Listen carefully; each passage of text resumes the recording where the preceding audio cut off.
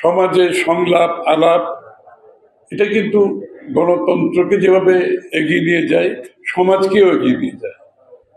আমরা কিন্তু একটু বিচ্ছিন্ন জাতি হয়ে গেছি, বিশেষ করে গত 15 বছরে যে গণতান্ত্রিক প্রক্রিয়া না থাকার জন্য, গণতান্ত্রিক অর্ডারের অনুপস্থিতিতে আমরা সকলে বিচ্ছিন্ন হয়ে গেছি। আমরা সংলাপ থেকে দূরে সরে গেছি, আমরা একে অপরের সাথে কথা বলার থেকে দূরে সরে গেছি। এই ধরনের একটা মিলনায়তন যেখানে একটা সুযোগ আছে সকলের, যে কোনোভাবে সংলাপের মাধ্যমে সমস্যার সমাধান, সংলাপের মাধ্যমে আমাদের মতৈক্য করা যে সমাধান, সেটা কিন্তু অত্যন্ত গুরুত্বপূর্ণ।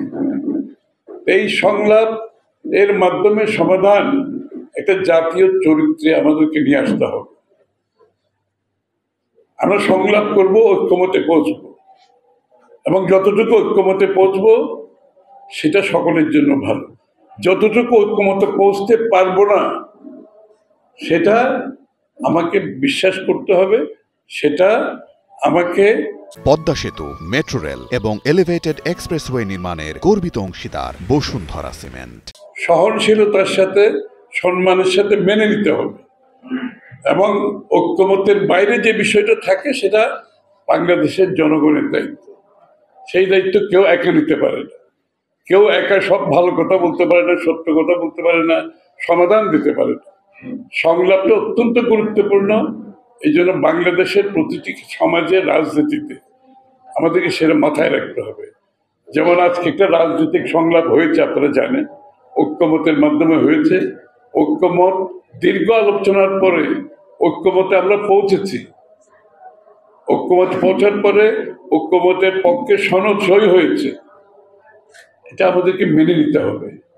আমরা যদি সেই ঐক্যমতের বাইরে গিয়ে আবার নিজের মতো কথা বলতে থাকি, সমাজে একটা বিভেদ সৃষ্টি করতে চাই, রাজনীতিতে বিভেদ সৃষ্টি করতে চাই, সেটা গণতন্ত্রের জন্য ভালো নয়।